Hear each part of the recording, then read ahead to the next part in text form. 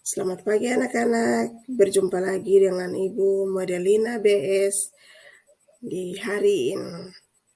Di pertemuan kali ini kita akan belajar tentang materi debat pelajaran Bahasa Indonesia kelas 10 SMA. Untuk lebih jelasnya, simak video ini dari awal hingga akhir. Debat adalah proses saling bertukar pendapat untuk membahas suatu isu dengan masing-masing pihak yang berdebat memberi alasan. Apabila perlu, ditambahkan informasi, bukti, data untuk mempertahankan pendapat masing-masing. Hasil debat biasanya menghasilkan sudut pandang baru yang diterima kedua belah pihak. Unsur-unsur debat. Yang pertama, mosi. Mosi adalah hal atau topik yang diperdebatkan. Adanya mosi sangat penting karena di dalam sebuah debat terdapat pihak pro dan kontra. Adapun beberapa contoh mosi sebagai berikut. Yang pertama, penggunaan HP berdampak buruk terhadap kehidupan remaja. Di dalam perdebatan nantinya akan ada tim pro dan kontra.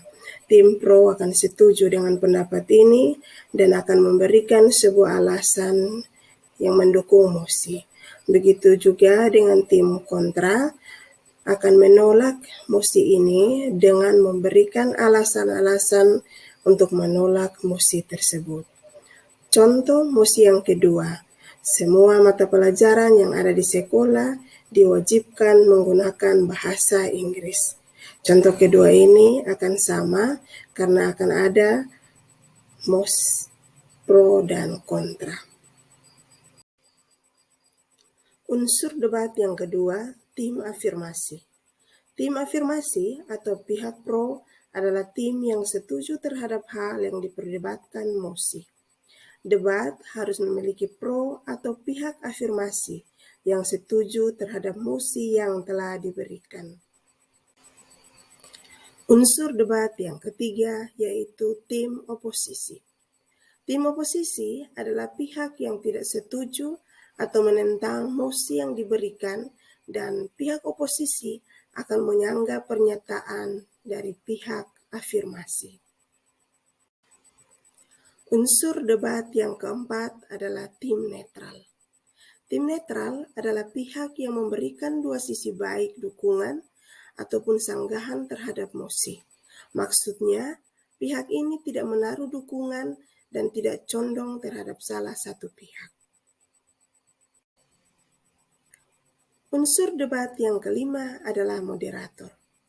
Moderator adalah orang yang memimpin jalannya perdebatan.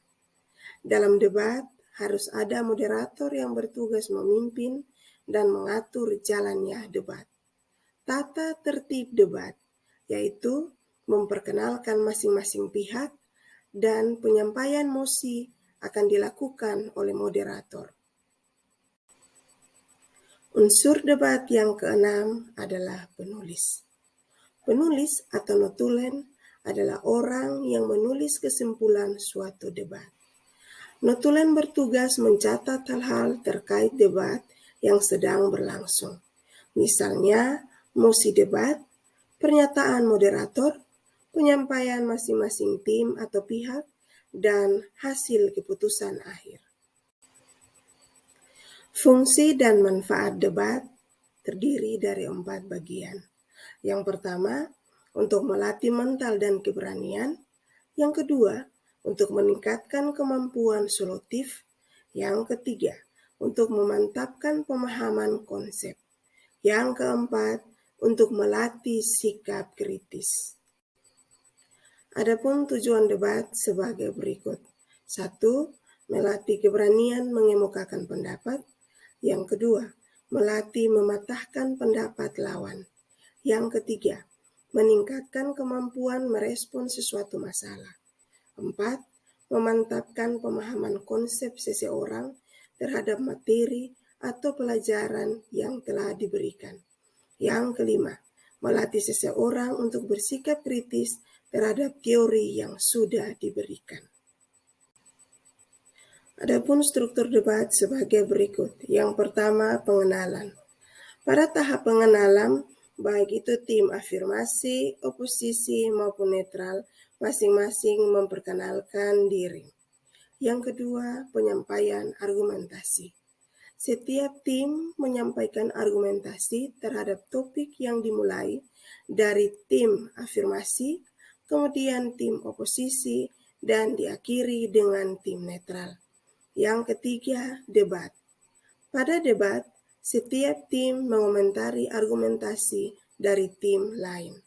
Yang keempat, simpulan.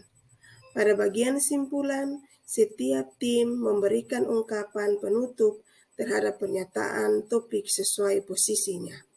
Yang terakhir, kelima, keputusan. Keputusan debat diambil dari hasil voting, resolusi, dan sebagainya. Kaidah kebahasaan debat. Yang pertama, kaidah bahasa Indonesia yang digunakan harus benar sesuai dengan kaidah bahasa baku, baik kaidah tata ejaan maupun tata bahasa. Yang kedua, ide yang diungkapkan harus benar sesuai dengan fakta dan dapat diterima akal sehat atau logis, tepat, padat, hanya memiliki satu makna, langsung menuju sasaran, runtut, dan sistematis. Yang ketiga, kata yang dipilih memiliki makna sebenarnya atau denotatif. Adapun tata cara debat sebagai berikut. 1. Memahami dan menjalankan peraturan yang telah disepakati peserta dan anggota debat. 2. Sebaiknya pertanyaan yang diajukan disampaikan dengan profesional, tidak menghina, menguji maupun merendahkan lawan.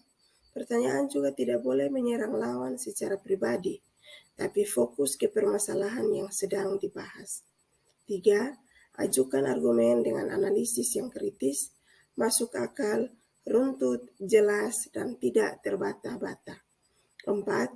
Dalam menyampaikan gagasan, kenali dan pahami kelemahan maupun kelebihan yang dimiliki lawan. 5. Argumen yang disampaikan tidak perlu terlalu banyak karena waktu yang terbatas.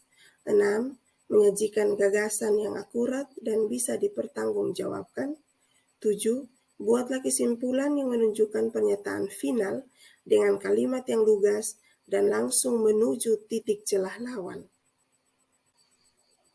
Nah, itu tadi materi debat Bahasa Indonesia kelas 10. Jika ada pertanyaan, silahkan langsung di kolom komentar. Mohon dukungan dan komen untuk channel berikutnya. Sekian dan terima kasih.